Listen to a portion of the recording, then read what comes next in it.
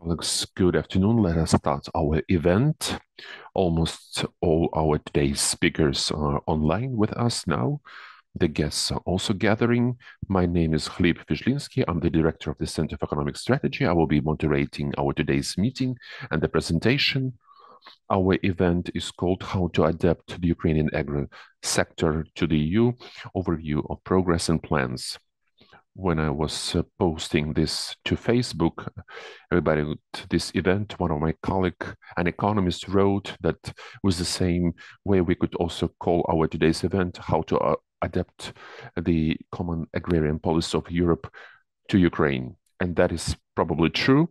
Hopefully today some of our speakers will agree or maybe will not agree with me. Let us discuss this today. The technical details.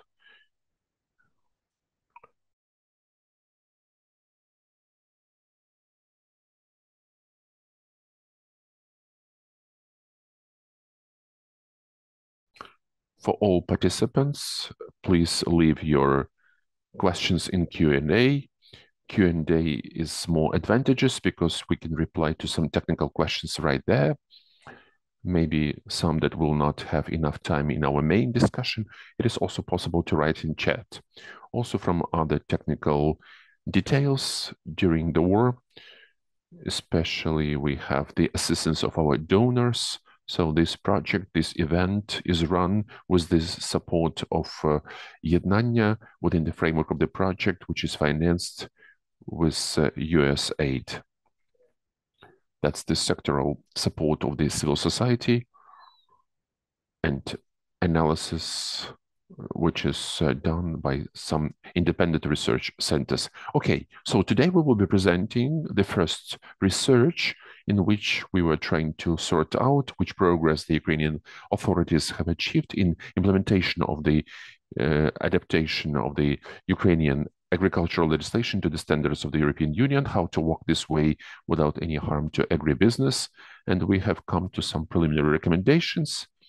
Then my colleague, senior economist of the Center of Economic Strategy, Yana Akhrimenko, will talk in more detail about it, what is going to be already published, what we will be doing next. So let us present the results of the first research and all the participants of our today's discussion. I'm very much thankful that they have been able to join. Taras Kachka will join us.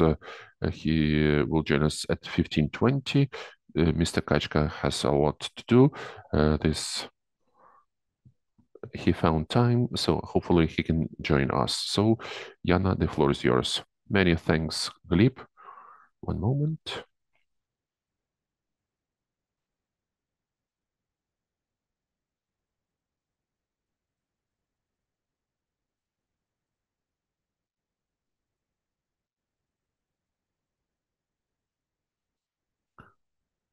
Please, could you see my screen?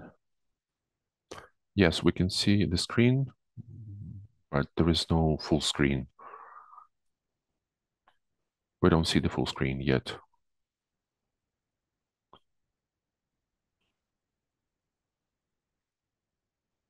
One moment, let me recheck. Now it's good. Good, many thanks. Apologize for these technical issues. Okay, today we would like to present to you the first part of our research, which, as Gleb has mentioned, concerns the overview of the progress that was made in the direction of the Ukrainian agricultural sector integration. We will also try to define the further strategies in this respect. First of all, I would like to mention that this research is quite volumetric. It will be finalized after our today's discussion, and it will appear on our website in the beginning of next week. And it will be possible to also get to know the research itself, as well as all the appendices which pertain to the comparison of the European legislative network and the Ukrainian legislation. So let us start from the main things. We know that Ukraine has gained the EU candidate status in June 2022, and we are expecting that in the near future we will get the negotiation framework from the European Commission. Agriculture and rural development is the 11th out of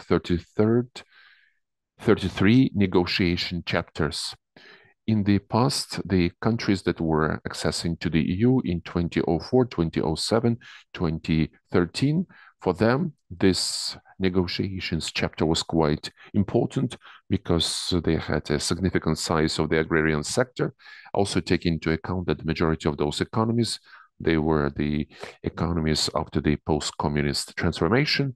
And we're expecting that in the case of Ukraine, this negotiation chapter will also become one of the cornerstones for the negotiations. So in this study, we have covered the most urgent reforms from the point of view of the European Commission, which should be implemented in Ukraine.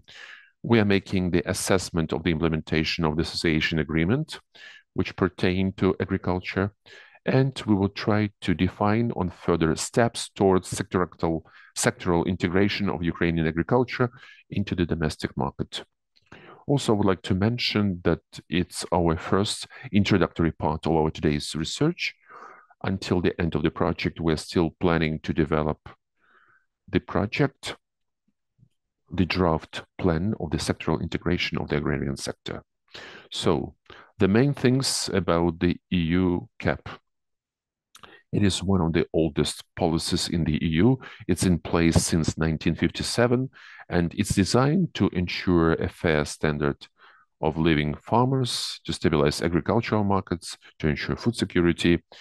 The current EU CAP supports farmers through direct payments to agricultural producers.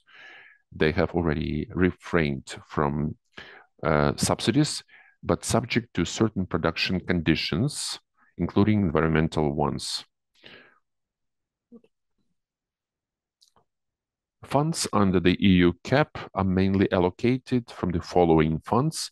The first is, it's exactly the direct payments and other instruments for the support of farmers, and the other fund pertains mostly a more general development for rural areas and the agriculture in general.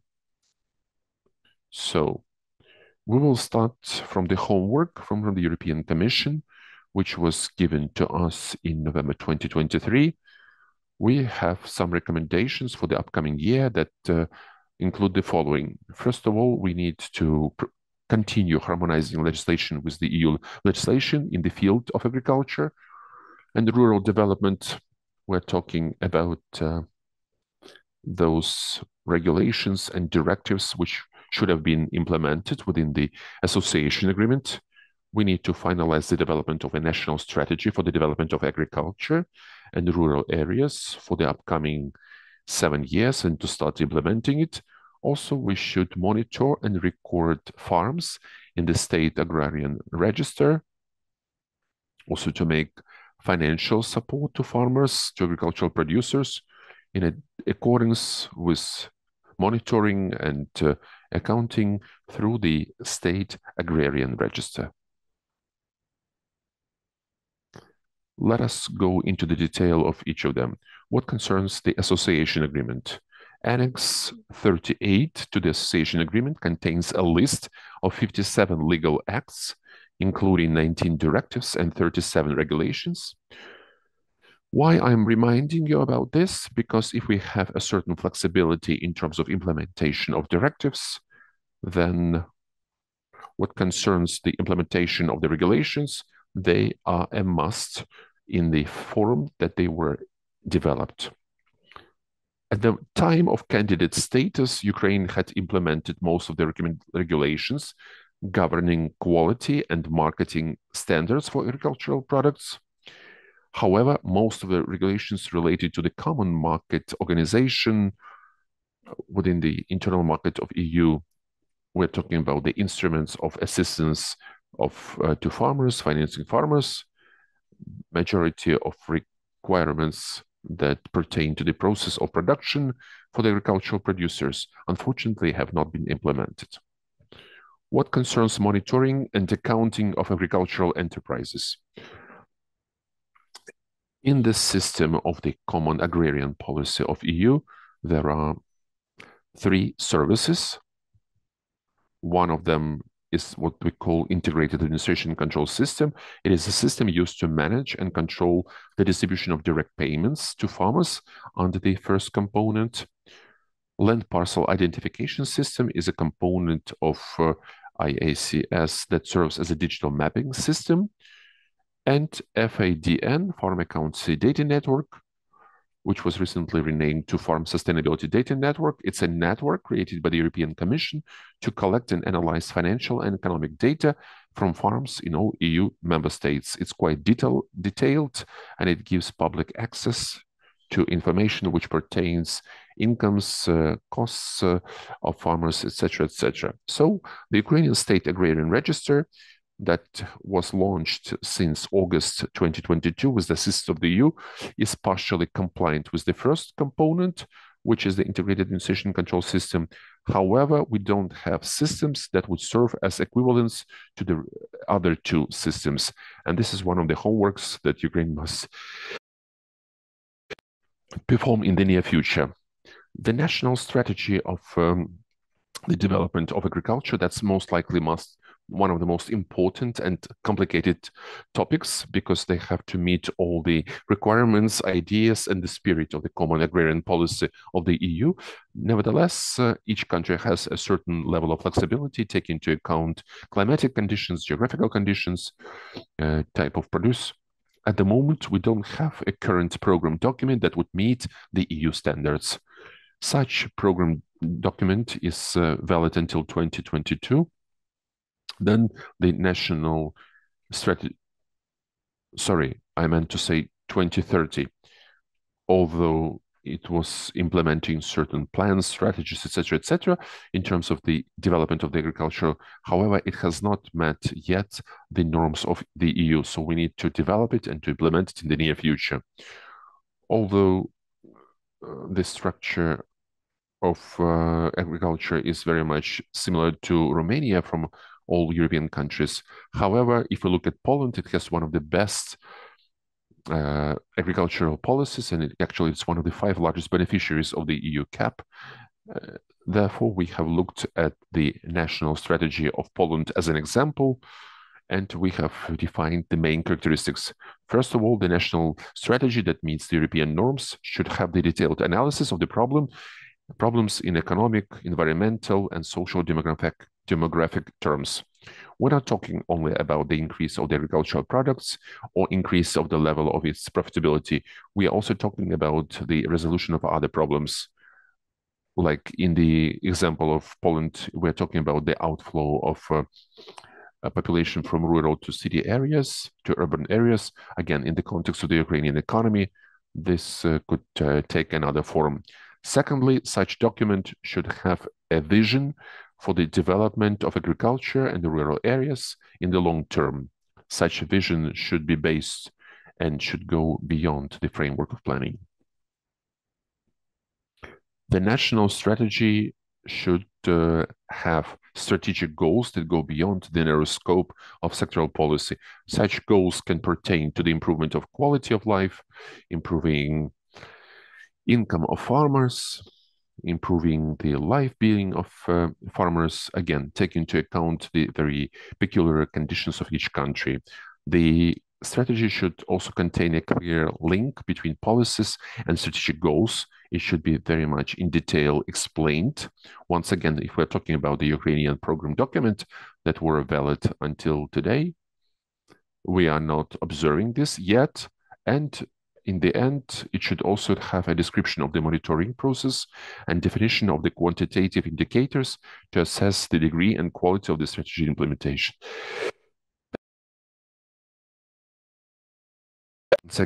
Once again, the Polish strategy has a lot of details about it. We're talking about the level of income for farmers and about the expected life expectancy and etc. And if we go to next steps, what we can do after all the homeworks are done from the European Union. First of all, we can analyze the agricultural acquis.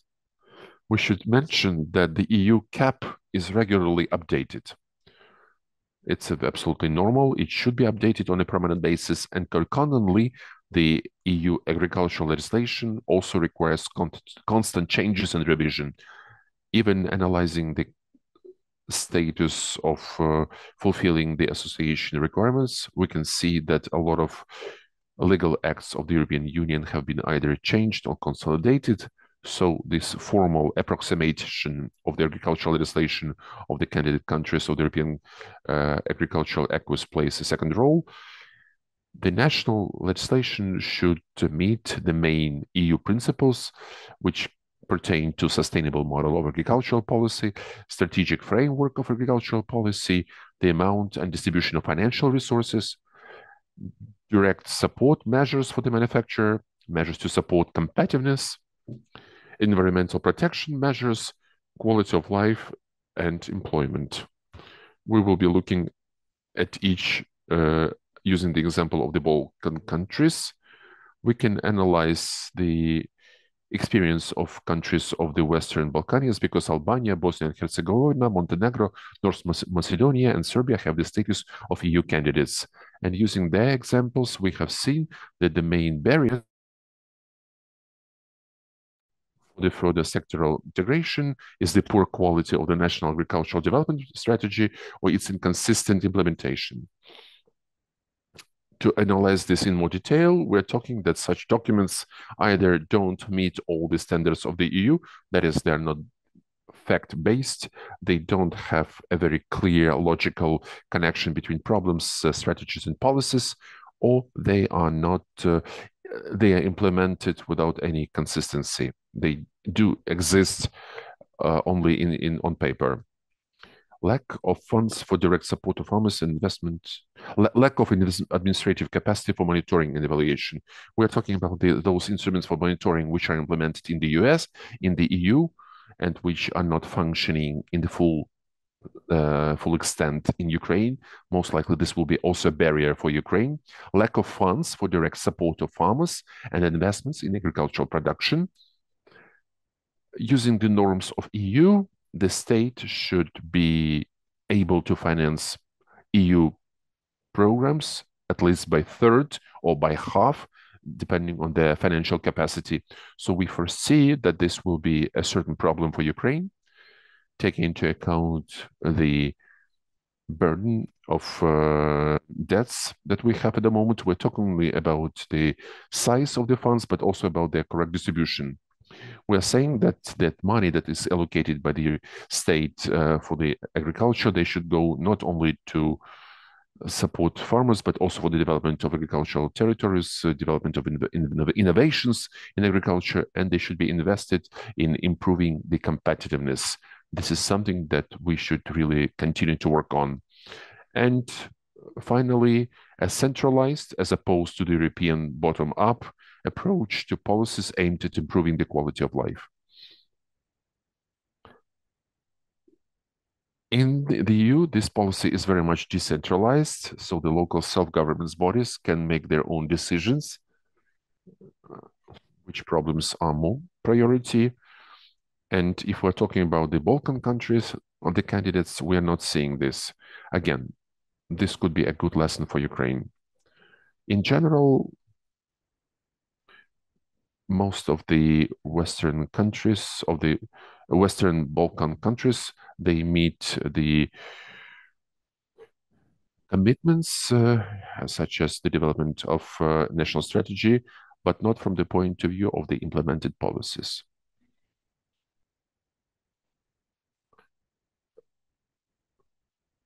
Readiness of Ukraine for accession. If the association agreement did not have in full size the agricultural acquis, it was more about simplification of trade and investment instead of the full-fledged integration. So when we are implementing all the legal acts which are foreseen by the association agreement, we still have quite a lot to do. And on the screen, you see a very long list of various acts which were not implemented. But again, mostly we're talking about exactly about the national strategy, how it should be, which requirements it should meet. We are also talking about the instruments of the support of the state in terms of the support of the farmers and ways where the state can stabilize the agrarian markets. We're talking about the production standards. It's about the standards for pesticides, standards of the gene engineering, and we're talking about the regulation of competitiveness on the agricultural markets. With the full list, you will be able to familiarize yourself from the note that will be published on the website. In the framework of this research, we have also received consultation with the Ukrainian and Polish experts, as well as the representatives of the agribusiness, also as with the representatives of the European Commission. We tried to define some possible priority areas for further integration of the Ukrainian agriculture sector into the European internal market. And in such a way, we have defined several general approaches. First of all, it's about implementation of legislation aimed at creating a general framework for the functioning of the agricultural market. Directive 2019/633, which aims to prevent unfair practices, and in more details, it is aimed at protecting small agricultural producers, defending them from big agro holdings. And we know that Ukrainian agrarian market is much more concentrated compared to the EU. On the one hand, this is explained by some natural conditions. We have much more agricultural land, but also the big players are easier to survive on this market. So such a directive can streamline the competitiveness and improve the concentration level by protecting from unfair practices. Number two, expanding the system of state aid to farmers. Unfortunately, we don't have the detailed normative legal framework like it is in the European Union. For instance, we now have several legal acts which are regulating the agricultural production in the conditions of martial law. On the contrary, when we are talking about the EU, it's a more consolidated approach. We would not mind to have a more well thought through policy to support farmers. And number three, it's monitoring and reporting. According to the updated EU CAP principles, state aid is not directly linked to production volumes, but it is conditioned on the fulfillment of a number of requirements which pertain to environment, some societal criteria, etc., etc. So under this model, monitoring and reporting play a key role, and we really should continue to implement systems that would meet the European standards. Adoption of European production standards. In the opinion of one of the experts, this was from Poland, Ukraine doesn't have enough the level of implementation of those legal frameworks that regulate the production rather than the quality of the products. We agree with that, and in such a way, this could help to harmonize the legislation, but it should also act as an argument for the liberalization of Ukraine and European countries. And the last but not least, it's defining a strategic export model. One of the options which is considered at the moment, it's the model of integration, of EU integration, in which Ukraine continues to export agricultural products to third countries, the countries which are developing, and in a lesser degree to the EU. As experts from the EU mentioned, such policy will also require revision of some trade agreements with other countries and will pertain more to external relations. So, just to summarize, potential directions of our further work. Ukraine has implemented legislation on livestock welfare, but legislation on organic products, genetic engineering in agriculture, and the use of pesticides and fertilizers is only partially in line with European only partially in line with European standards. So for us, it's important to continue the approximation of the European legislation regulating agricultural production standards, not just the quality of finished goods. Secondly, we have to implement the necessary legal framework for a more centralized systematic assistance to farmers from the state. And number three, we have to develop and to adopt the national strategy for the development of agriculture in Ukraine, the one that would really meet the European norms. With this, we need to we must avoid the mistakes made by the Western Balkan countries. I'm talking about the formal adoption of a document which is not realistic and which is not possible for the factual implementation. So from my side, that's all. Many thanks. Gleb, I'm passing the floor to you. Thank you. Thank you, Jana. This is our first presentation in terms of the research in the agrarian sector. I'm looking at the number of participants, some technical details, but the number of participants is growing. That says that it's important for many, and it will also be important taking into account a huge share of the agrarian sector in the promising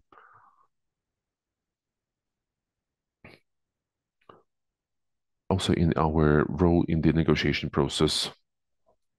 Now we will have the discussion of this presentation, those questions that were posed by Jana.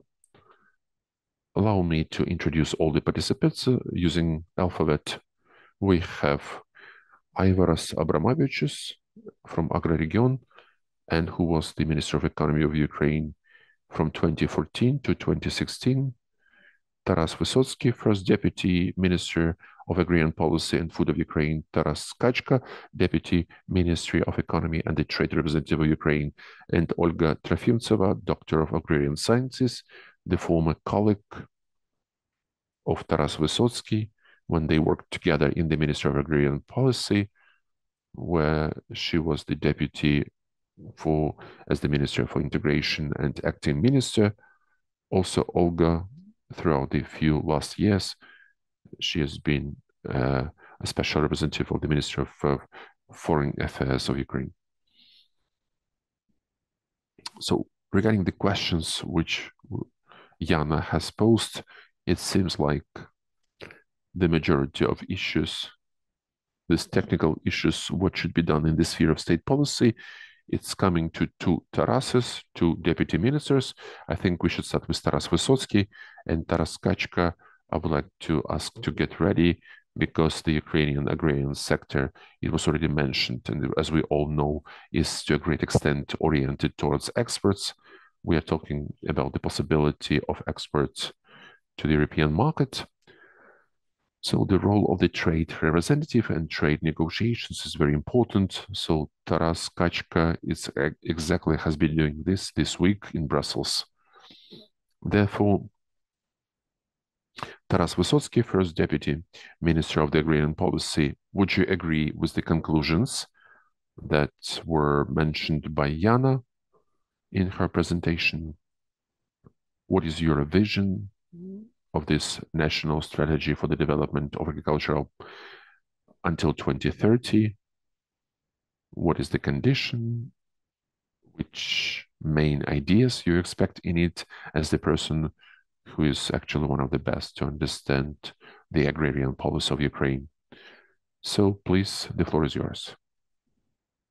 Welcome. Many thanks for the invitation. Many thanks for the possibility of joining your discussion. Yes, that's a high quality research. Many thanks, Ms. Jana, for your presentation. In general, based on the conclusions, I would agree.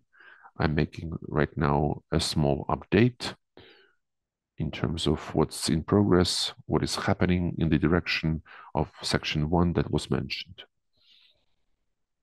Truly, the strategy itself for the agriculture is one of the very important documents. I absolutely agree that it's important to finalize it. This is one of the cornerstones and starting points, together with colleagues from the European Union and with the project for the support, under the support of the European Commission. This strategy is actually in the process of being finalized, and it is planned in March and April public discussion of it. Everybody is interested and everybody is welcome. And we have this objective until the end of the year to adopt it until 2030. If we work actively together and start this public discussion very shortly, I think this is possible. It's very important right now to engage all stakeholders because we agree it's very critical that this strategy would be a general document that would be adopted considering the position of all stakeholders, and it should really help to build up the further steps. Definitely, this strategy will include the implementation of 3 directions, which would help to clearly understand the situation in the agrarian sector. Also, one of them is this state register, agricultural register, to make sure we can adapt it so it would fully meet the equivalent instrument in the European Union. On the 1st of March, we have registered in the Verkhovna Rada the updated draft law for the state agricultural register. For that, the state agrarian register was one of the sections in the law on state support. This will be a separate draft law, also considering the European practices. Its adoption is also expected until the end of this year. Therefore, after its adoption and implementation, we will start from item 1, what concerns the second one regarding the land relationship and conditions. It is also foreseen in the plan. We have started the platform, and this public system of monitoring of land relationship is to be launched in the first quarter 2025. We have a certain limitation here related to we have not all the information is fully accessible because of the martial law, but it has to still launch. Again, the basis is already there, and we believe that it is realistic to do it within the next 2 years. Number 3, it's the system of FADN, which you have mentioned here. We would need objectively more time to be implemented until end of 2026. That is within 3 years. Why? Because it's the model. It's significantly different. It has not been yet implemented in Ukraine. It should require a lot of resources. It even in Europe requires a lot of resources in terms of implementation. I mean, human, financial resources. But again, the start is there. We now have a pilot for modeling of such a model on the basis of FADN in the Poltava region, jointly with the Agrarian University, Agrarian colleagues. So on the basis of this pilot, we will make certain conclusions, changes, and then gradual implementation in the national scale. But let me repeat, it's not enough just to adopt these legislative networks. This implementation of FADN requires a lot of resources, physical resources, financial resources. I hope we can do this on a national scale within 3 years until the end of 2026. Also in the framework of a Ukraine facility, it is also foreseen the technical assistance of this initiative, because this is quite a significant, we simply don't have these resources and they have not been allocated by the state within agricultural policy. And as the result, we do have the objective targeting the support and implementation of the support. Therefore, we are planning throughout this year to register and implement the updated system of the state support for the agrarian sector, which was built on the separate agency as a separate institution, not within the Ministry of Agriculture. This will be an administering body. It will make the implementation of the state support plans together with the Ministry of Agrarian Policy. All of these blocks are cornerstones. They are also a precondition of getting full funds from the Ukrainian Facility Fund. So therefore, they are meant for the upcoming 2-3 years, and they will be gradually implemented with, for sure,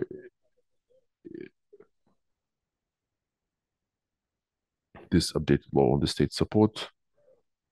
It also requires a lot of discussion and then implementation of it. And there are some more comments in this respect that were mentioned.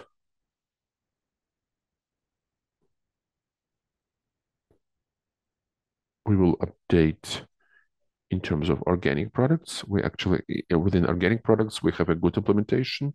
The law was adopted in 2016, quite well beforehand. And in the sphere of organic products, the percentage is 90 plus. Yes, in the European Union, they're also updating the regulations, but even there, it's not yet started. And we have in parallel the draft which is being prepared. So in organic products, we have come to the same level as the synchronous update, what is happening in the European Union. From the point of view of pesticides, yes, we agree that we should have a significant change. Also, this government, starting from 1st of March, has filed up the draft law on pesticides, also within the European regulation. But again, there is still a lot of work ahead of us because a lot of basic principles, basic approaches, they are different from the European Union. We also agree that the start is given to this draft law. A lot would need to work with this, so it could meet it to a maximum and then can be implemented. And that's where we would need this significant transition period, because it's really significantly we need to change the model, the approach. What concerns GMO, then the framework is already established. Last year, the draft law was adopted. The only thing that, yes, it has also quite a significant transition period, 3 years. We should come up with some legislative acts and a lot of work. We still need to implement it. The law on biosecurity, it's adopted, but it has not yet started to work. So it's drafted. It will be from clean paper. The work has started, and we should make a lot of work in the near 3 years. Therefore, briefly, regarding what has been said, yes, absolutely, we agree with the conclusions of the research. It sounds very much logical. We have this update that we see to make sure we can jointly analyze it and move it in the right direction. Thank you so much, Taras. Definitely the other Taras we also see. If we are a person who is quite far from this sector, it sounds like it's very technical, specific, peculiar aspects, which in the first place don't have any meaning except for the Euro integration of Ukraine. But here we have Taras Kachka, who is keeping his head in his hands because he is having negotiations. And what we are reading in the news, the European farmers are using one of the arguments that we don't have these rules. Therefore, in Ukraine, it's much more cheap and they can't compete with us. Therefore, our products should not be entered into the European Union. I'm simplifying this, of course. Taras, to which extent, I'm talking to Taras Kachka, who is the Deputy Minister of Economics, the trade representative. Taras, you have participated in the important negotiations this week. They will continue. To which extent you believe that the pace of adaptation of legislation, does it meet your needs as the trade representative, whether our negotiation position is strong. That's the question that comes out of the previous discussion. And the second, once again, that's what I said in the beginning when you were still offline, what our colleagues proposed in the announcement of this event, the alternative name of our event, how to adapt the cap of EU to Ukraine, not vice versa. Do you see any readiness, any understanding that this policy can change for Ukraine before Ukraine joins the EU? Passing the floor to you. First of all, we have to understand, outside all of the discussions that are taking place everywhere, our discussion, other negotiations, that's the reality of that goods turnover between Ukraine and the European Union. And this reality is formed not in 2023, not in 22. It is formed throughout the last 20 years at least. If we take any exponential tectonic changes in the Ukrainian agrarian sector and the European as well, especially when it comes to our neighbors. And all of these intellectual discussions that we have at the moment, they are trying to master this reality one way or the other. And that's where this discussion about this common agrarian policy, standards, compliance, non-compliance, it's exactly in reality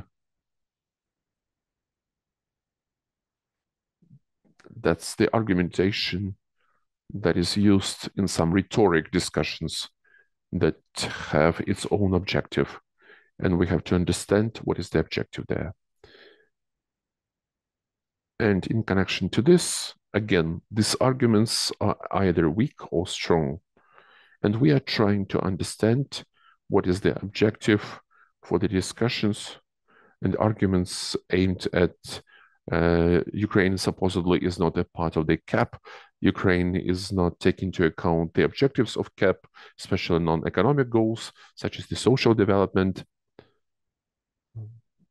agricultural areas, rural areas, etc., etc.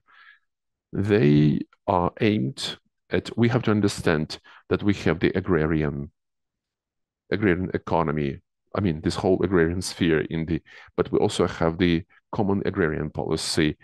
This CAP, it's more about support of the agriculture, those programs that are prescribed there.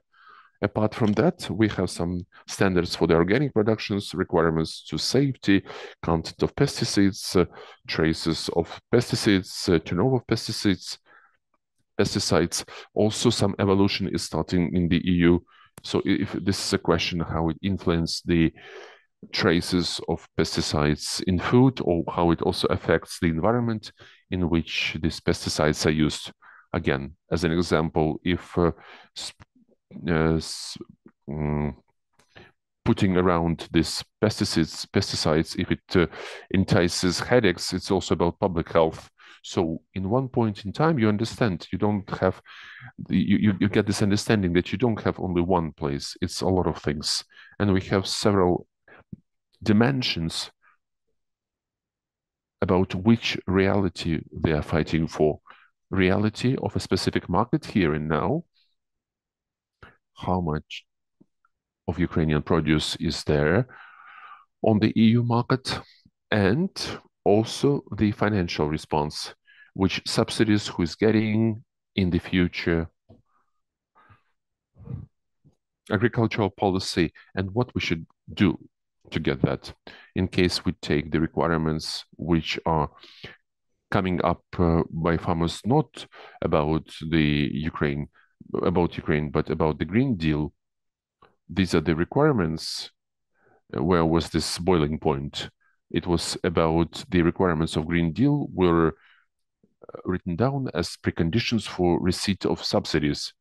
So the farmers said, no, that is too much complicated, because before that it was just regulation in the sphere of environment. It was more about in the sphere of health protection. Some other things, they were somewhere in the neighboring realities.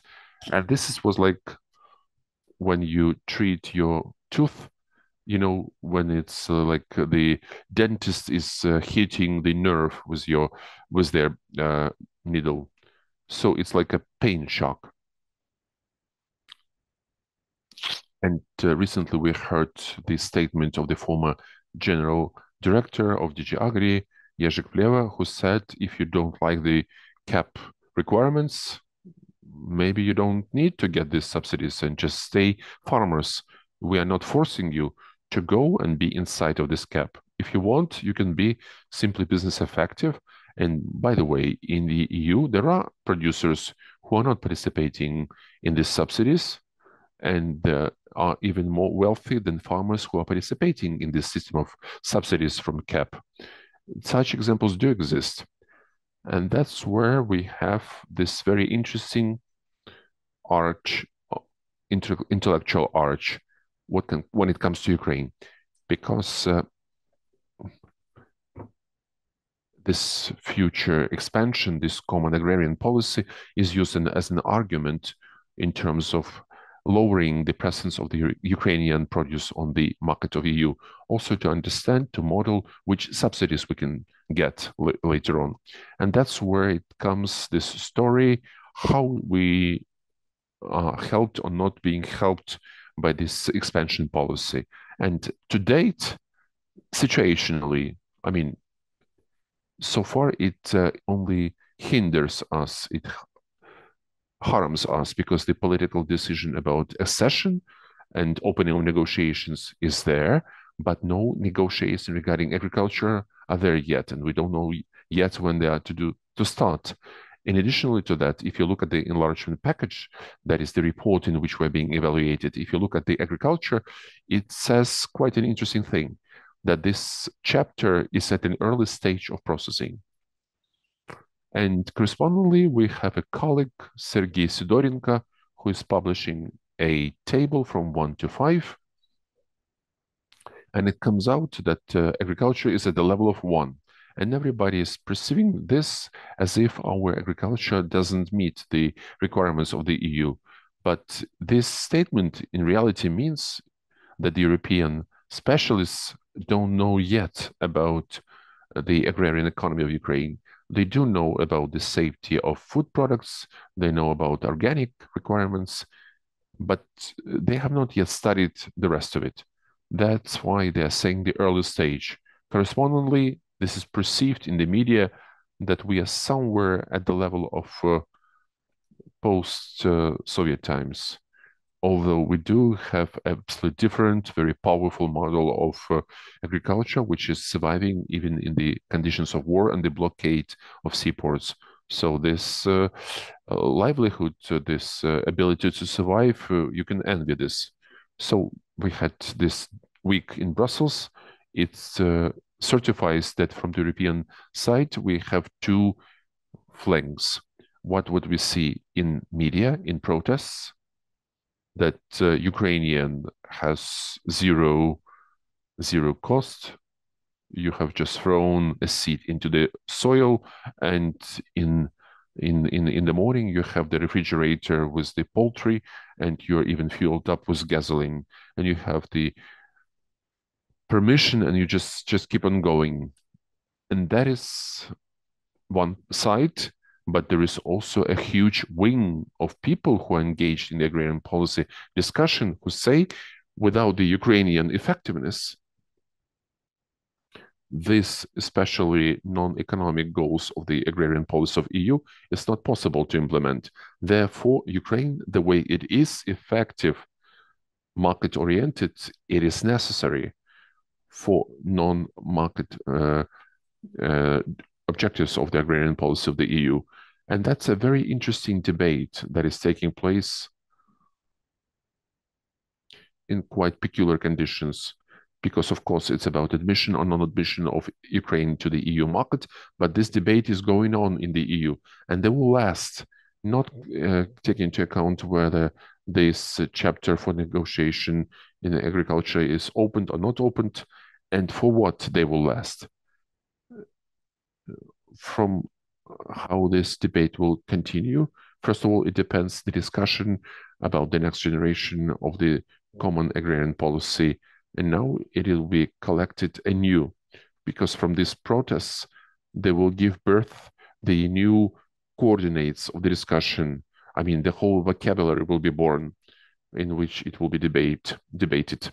And the second part is it will be manifested in this effort to limit the export from Ukraine, because it's not that it's not situationally needed. It is openly discussed that limitation of imports of sugar from Ukraine, it will lead to preservation of deficit inside several EU country member states.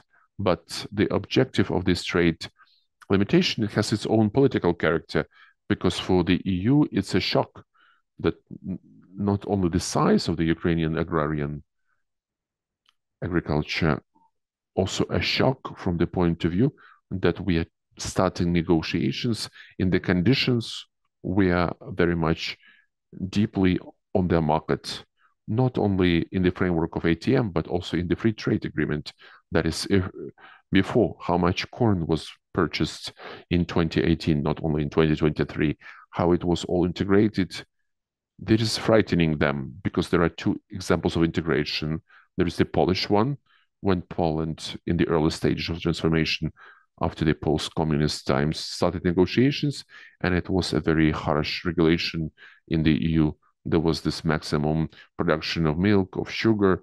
This was like a socialism. And Poland was quite squeezed when it was entering.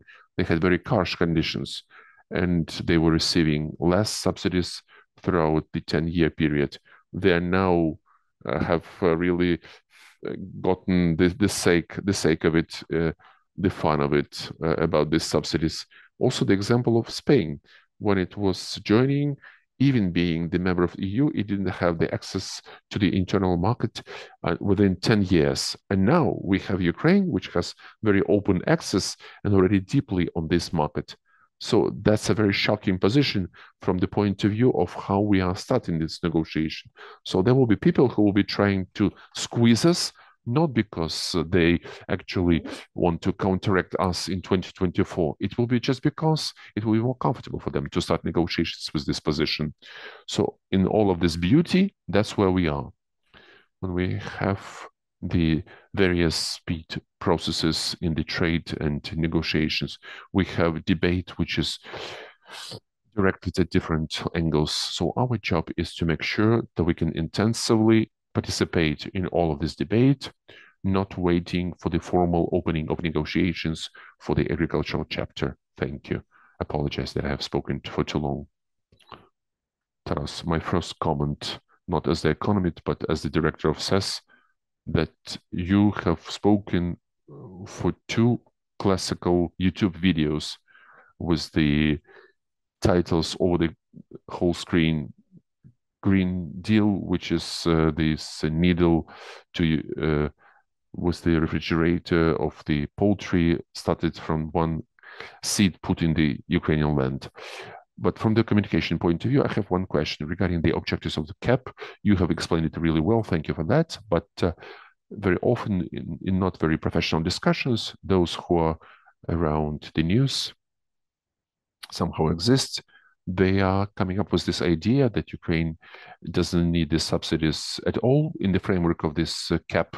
Just please give us free access to the European market, and the subsidies are not necessary. We will sort out without them how it's happening right now. Do we have any policy formed? I mean, I'm just thinking this is just the beginning for the discussion. Please let us know what you think about it, because somewhere it's up in the air.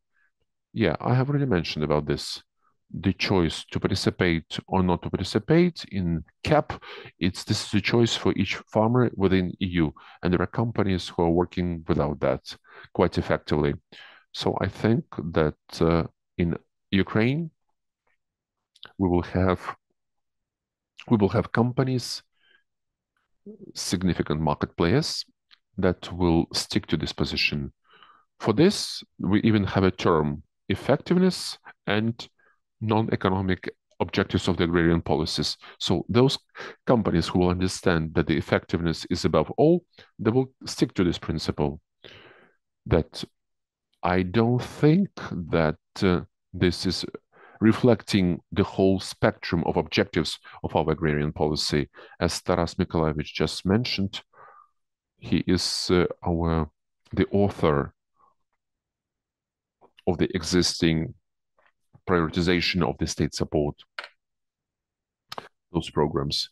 And they are aimed at small and medium-sized farmers, this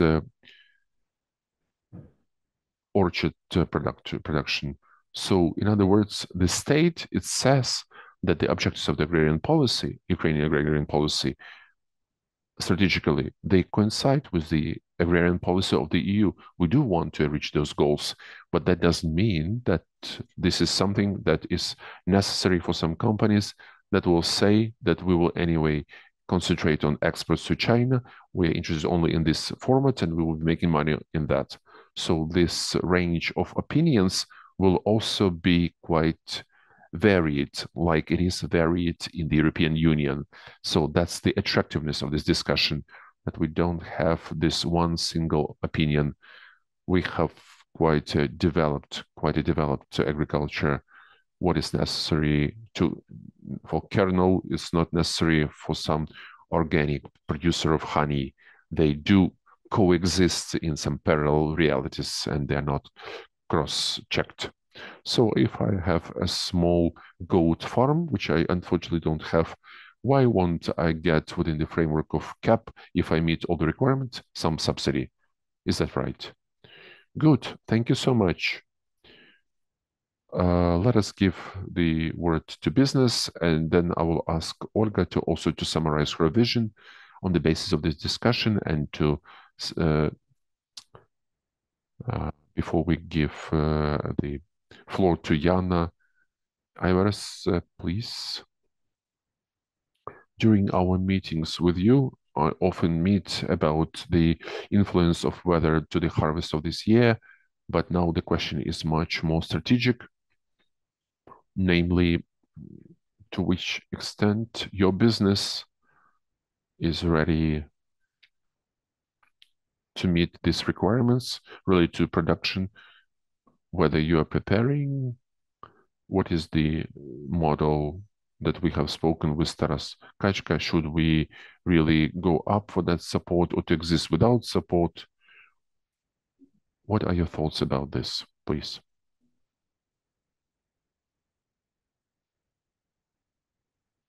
Many thanks for your question. In terms of the next harvest, now the amount of humidity in Chernihiv, Zhytomyr, and Kyiv Oblast, where we are working. We're working since 17 years, and compared to the European farmers, we have a lot of information. We are digitalized before they were digitalized. I apologize that I'm speaking like Klitschko, but the number of humidity is the amount of humidity is at a record level. If everything's all right, once again we can expect quite a good harvest in general.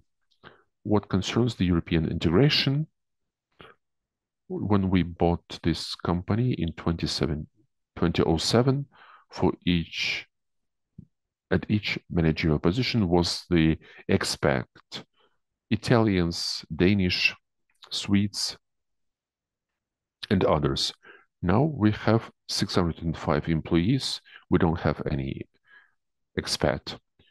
So when we came with delegations to study in Lithuania, Poland, Argentina, France, now the Lithuanians are coming over to us to get some experience in various positions. But just to say that we are somewhere well ahead, it's also not possible. There is the competitive environment where the Estonian milk producers are record holders in Europe. Everybody knows that Denmark is the best in the world in terms of pig production. But also everybody knows that Ukraine is #1 in the world for sunflower oil, that we are very strong in sunflower, that we have very good indicators regarding corn. So let us put it this way. We have really good land. In Kiev Oblast, in Zhytomyr Oblast, we can have even not so much fertile lands. So again, from the side of the state, we should have, as Taras has mentioned, a strategy. Somebody is getting state assistance or the European assistance. But myself, as a Lithuanian, I can tell you the only one thing. We should reply to a very simple question. Whether Europe, let's put it this way, do they think that Ukraine is a part of Europe? And whether we in Ukraine are the part of Europe? If the answer is yes, then let's sit down at the table and let us discuss. Let us talk as equal partners, and let's talk about using all the rules. We as business, we are using the same machinery, same seeds, and to a great extent, same fertilizers, like plant protection aids, like in the European Union. So over these 20-25 years, they believe this grows from 20 million tons to 105 million tons. This was 1 year before the war, because we're using the same technologies, which are available elsewhere in the world.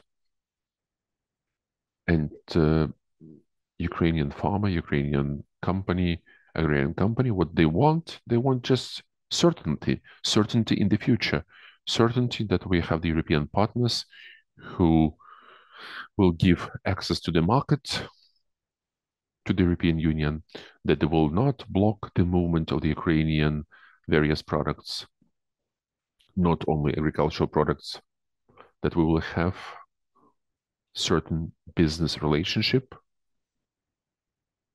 and we will be able to invest now. To invest in processing of biomethane, in logistics, it's not possible, because now we have the border with Romania, and possibly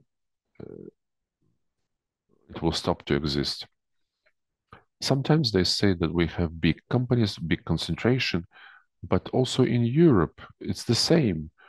They have also quite a big concentration, more than we have in Ukraine. For instance, the producers of milk.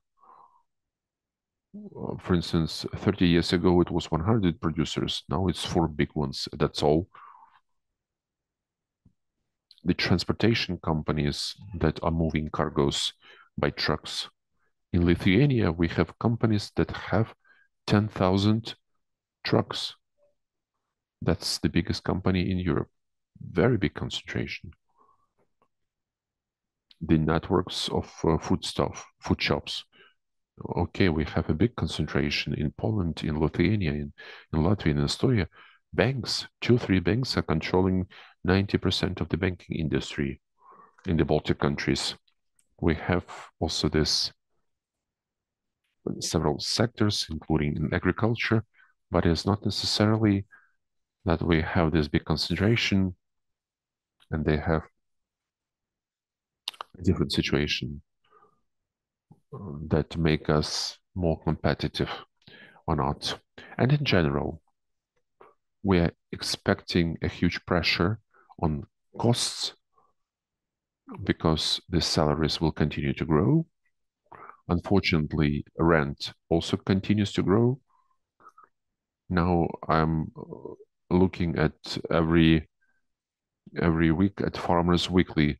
That's the British edition. And I'm reading that the rent of agricultural land is at 10-year minimum, 137 pounds per hectare. That is much less than compared to Zhytomyr, Ternopil, Poltava, Cherkasy or Kiev region or Vinnytsia region.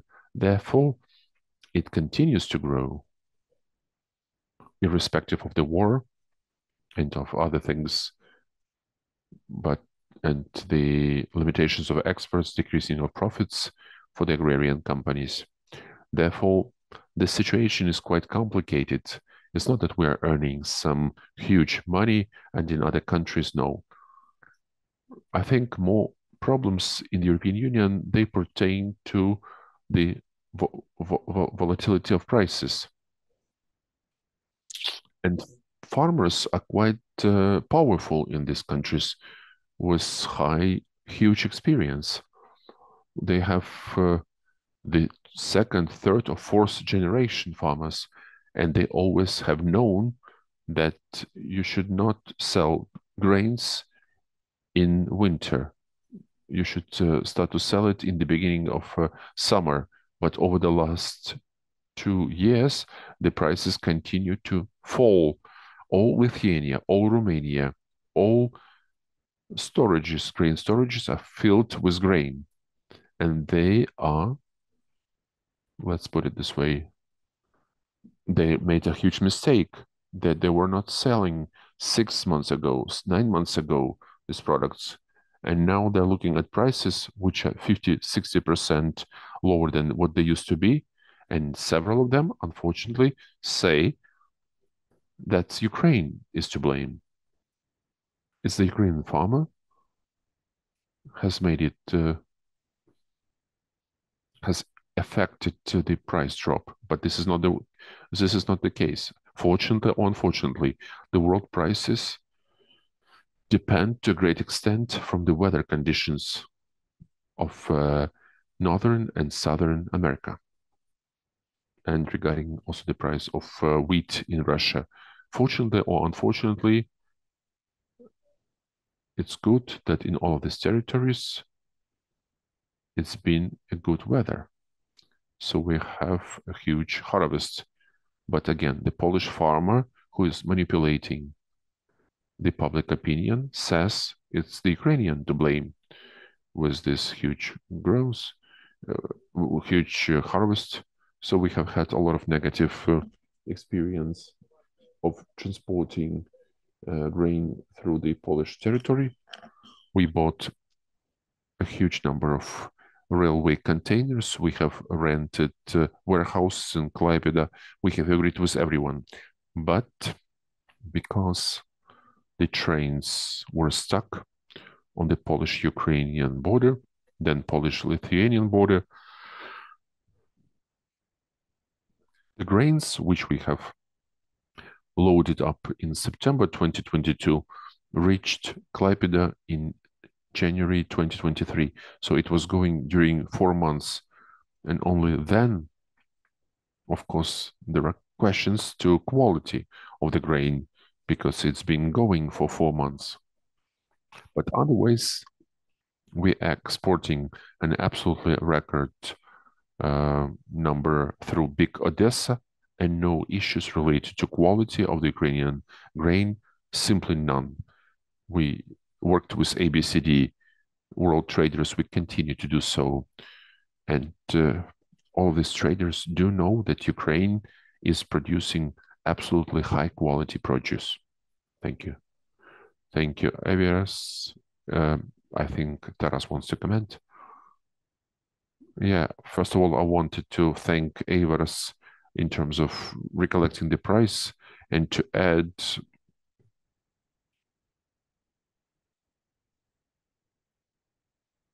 one thing, that in reality, the question of trade is so, and this trade part of the agrarian sector, it's so much down in the shadow. It has so much antagonized in the EU. It's a huge challenge now. Something that Aivaras is talking about, it is perceived in the totally negative light in the EU, although the trade is balancing a huge number of things. So the agrarian, he is not only the one who grows this corn, they are also the primary salesperson. They should make this commercial judgment to say here, now, at which price And for me, I'm trying to get this understanding in the EU that if the farmer says Polish or not Polish, even the Ukrainian, if they for 2 years can't sell, but and keeps this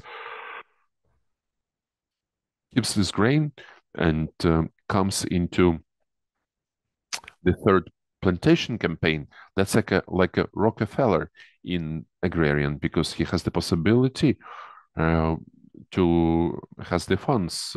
Some are forced to sell wet corn because they don't have funds. People who are saying for 2 years they are not able to sell, that's a very rich people, they're hedging. That's one part. And the second part is how governments are reacting. That's how we are working with our colleagues from the Polish side, that the governments also turned out not ready for these complicated discussions. Okay, the problem is up, we can't sell, and it's taken very much in absolute way. So it's a problem. But again, it's like some tactical elements to what I already said before. I just wanted to make emphasis on this. But it's their choice. All traders in Lithuania say that the ports are empty because the farmers are keeping their grain for the third year. So they made a conclusion themselves that these record prices, which we saw in the beginning of the war, that they will stay. And he's sitting at home with his wife, and he's dreaming that now it's 220, it will once again become 400 euro. No, it will not be 400 euro as Bitcoin, 69,000. This is just, it doesn't work it like this. If the weather is good, then the farmers are very effective. So the price returned to some historical normal levels. For 2 years, it was, yes, quite high. If they sold it on time and they could buy military government bonds with the stable hryvnia, they could get 25% of net income. Aivaras is laughing as the person who is also a professional in the financial sector. Olga, please try to, with your response to what colleagues has said, maybe additionally some other aspects which are important in your opinion and which were not covered. And then we'll have some more time for Jana to summarize and to say what we will be doing next. First of all, many thanks to all speakers, to all organizers, to the Center of Economic Strategy, to our donors who are supporting this research and this event. I believe we have a great discussion today, beautiful speakers, because Taras Mikolaevich, Taras Andreevich, each of them in their sphere. Many thanks for very clear replies, very practical information about what is happening in the sphere of regulation and in the sphere of adaptation of our legislation to the conditions and requirements of the European Union, because a lot of attention is paid to this, and I think it will even increase gradually because the process will continue to accelerate. Briefly, I wanted to react to the statement of Aivaras that this grain will not go back to 400, but who knows, who knows?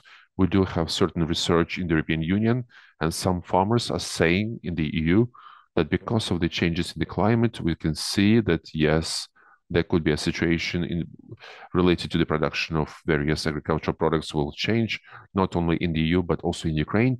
And with certain developments, we may see 400 for the wheat. And what concerns you, Gleb, a small goat factory doesn't require a lot of capital and a lot of investment. So maybe you can talk to the Ministry of Agrarian Policy, and if you have such a dream, it's also worth to implement it or to make certain steps. This is one of the directions which I believe could be of interest. Okay, now if I'm serious, we have seen in our discussion that first of all, we have to clearly understand that we have several layers of this process, the process of accession to the EU. This is the level of macro level. the level of legislative framework agreements, and today we have recollected not about all of them. I have seen in chat there were questions about rural areas and about organic agricultural production, about the certified organic products. Let us not forget also about the organization of markets, which is also very important. Today we touched very lightly this topic, which concerns how to interact, the market players are interacting. We have quite clear rules. We have to also understand that in the European Union, which pertain to this overall regulation, and you can't refuse from sticking to them, that I will not abide by them and I will still get the subsidies. What concerns other things, that's what I would agree to Taras Andreevich. Now, more and more of this very pragmatic, practical discussion in all countries, when we see about that all of these requirements, at least with the Green Deal, the requirements related to this new reform of the agrarian policy of the European Union, time to fall, they should be tied. Any subsidies, any payments should be tied to what the farmer is doing. And as clearly as possible, they should be defining the rules, what should be done to get this or that financial support mechanism. That sounds now in Germany. I'm watching this internal discussion, which was started by the main farmer union in Germany. And I think this is one of the things. There are certain brave voices of some experts within the European Union who say that most likely there could be a more radical reform of this cap of EU, and maybe it's worth calculating some scenarios when the direct payments will be cancelled at all. I mean, this subsidies per hectare, to refuse from this practice at all and to move to some other basis. I'm not sure, honestly speaking. Maybe Taras Kachka can comment on this, but again, whether they are ready at a political level to such changes and reforms. But again, possibly like with 400 for wheat, maybe in some time we can see such steps which could be quite radical, that may look quite radical as of today. Therefore, so this multi-layer reality, and it's actually a challenge because we have to take into account on the one hand these macro frameworks, and from the other hand, by the way, this is something which I call multi-layer reality, that we have to have permanently in front of our eyes our strategic goals. And that's again what Aivaras has touched, where we see ourselves, in which role. Factually, my reply is de facto we are in Europe. We were there in the European Union even before the full-scale invasion. Our businesses were integrated into value-added chains, and we continue to invest there. And the answer is yes, we see ourselves there, and in a certain sense, some interrelations, this influence of capital, it will be just becoming more and more active. Again, if we are not interfered with this right marginal populistic movements. But again, we see now that the Ukrainian business is investing in this Poland, in Baltic countries, in infrastructure, logistics objects, also before the full-scale aggression. More than 150 farmers from the European farmers worked in Ukraine. And imagine, this is not a small figure. And these farmers were searching something, better freedom from that over-regulatedness that they have there. On the other hand, they also search for the possibility, as what described Taras, when you just throw a seed and you have in the morning the refrigerator full of poultry. Of course, it's a great joke, but I think they feel quite safe and quite comfortable. They have not left Ukraine even after the full-scale invasion, and they continue to work here. So this is the process that puts together people. This will also help, and this is the level at which I think we should pay attention to. And this intersectoral interrelations that all our speakers mentioned one way or the other. It's also about, as far as I'm concerned, very significant challenge, but from the other hand, we have to understand this and be based on this when we in this or that strategy are writing, developing, and we want to implement them, because without taking into account this intersectorality, it would be quite difficult for us. It's what Jana said in the beginning, to meet certain criteria, requirements of these framework documents, because now we are talking more and more about the bioeconomy. Circuit economy is what also Taras said, and the other Taras said, and Aivaras, that factually the trade can't be separated from agro, and agro, this development of rural territories, it's again the small businesses, ecology, development of technologies, that's all one. IT digitalization, it's all coming as one big package. And that's one again. On the one hand, it's complicating, it's making challenges, additional challenges, but from the other hand, as far as I'm concerned, these are also the opportunities, because it was also recollected that in certain sectors, we are somewhat or sometimes well ahead, and that gives us a certain provision, what we can use. And yes, what Jana said in the beginning of presentation and what was also recollected by our speakers is what, on the one hand, definitely we can look at the experience of other countries, including Poland, look at their strategies, if they are, for us, the certain roadmap, maybe not the roadmap, let's put it an example, but we also have to understand that each country is absolutely unique. On the one hand, everybody has their own peculiarity, and we can't compare, even if we are very much similar to Romania. In any case, we have quite different, quite a lot of components in our economies.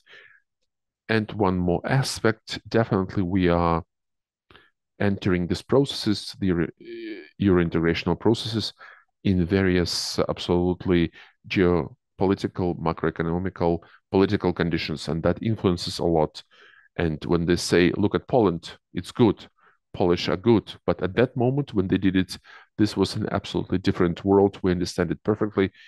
So to compare these processes and to say that, yes, let's 100% take their strategy, this is definitely not. Correspondingly, summing up, before I pass the floor to Jana, I would like to say that to me, it seems that today's discussion, yes, it's still in the beginning. It shows that this process is very much various levels, with the inclusion of a big number of sectors, with the necessity of search for this consensus when we need to talk with various stakeholders in each of the countries of the European Union.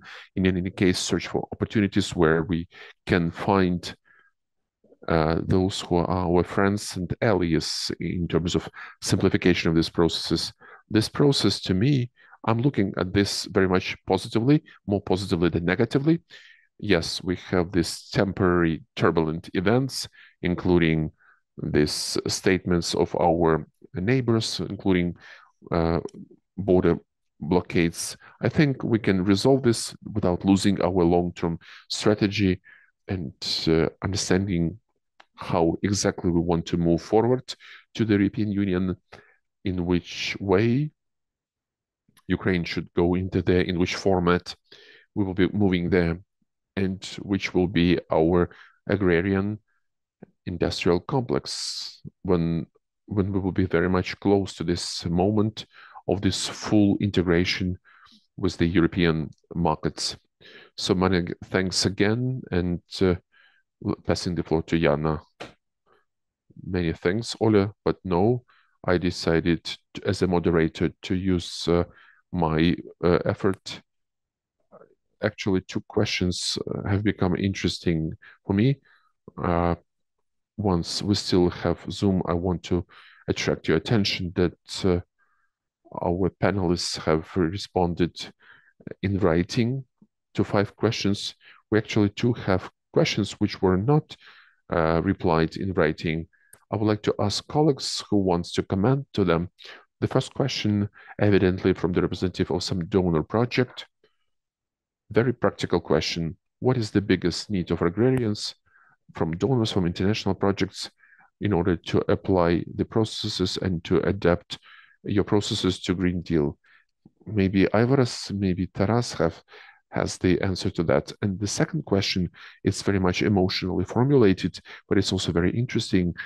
Maybe Taras Vysotskyi has some comments related to whether I don't know whether it's true or not. Maybe Yana knows because she's been investigating. We have 40,000 farmers, and in Poland there are 1 million of them. Whether there are any problems with some legislative regulation of the farmers' activity. Let's start with the simpler question: does anybody have any comment about the need from donors? Allow me to briefly respond to that. I would start from the second one. I think Aivaras will comment because there are a lot of practical questions, starting from the possibility of using some carbon loans. That's very much needed. Then certification is quite expensive. So there is a number of aspects that could be. But what concerns this 40,000, the Polish farmer, the size is 5 hectares. It's not even 20 hectares. In Ukraine, we have 4 million of personal farms, which the average size is 2-3 hectares. The average size is 2-3 hectares. So from this logic, we have 4 times their size. And what really that we have other discussions, other meaning of what the farmer is. So let us come to same understanding. What is the farmer? We don't have the good definition. 2, 3, 5 hectares. It's also farmers. Like what they say in the regular people, this small farmers. So 40,000 is the farmers that have received from 10 to 100 hectares in the 90s. It's a different category. Therefore, we have quite a varied agrarian sector, and we should not say that we have fewer people in Ukraine. They're actually more than in any European country. Many thanks, Taras. Aivaras. What about the requests from donors? We have some donors who are very effective. For instance, USAID, they have concentrated on the direction of increasing the export capacity and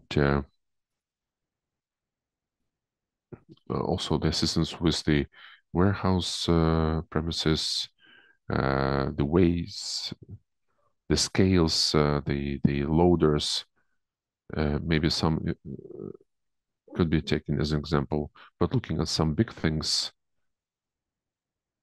we can look at biomethane, this story, because this story is not only about the access to the pipe, and some parliamentaries in the Verkhovna Rada have different priorities. I think that Europe should also say yes, that it will be more possibilities to move quicker, and that's where donors could also be engaged, because this will be part of their participation in the very successful project, very big project that will make a significant economic influence. I have now the possibility. I wanted to thank the state representatives to the state in general, because during the war, the agrarians have been receiving VAT refunds.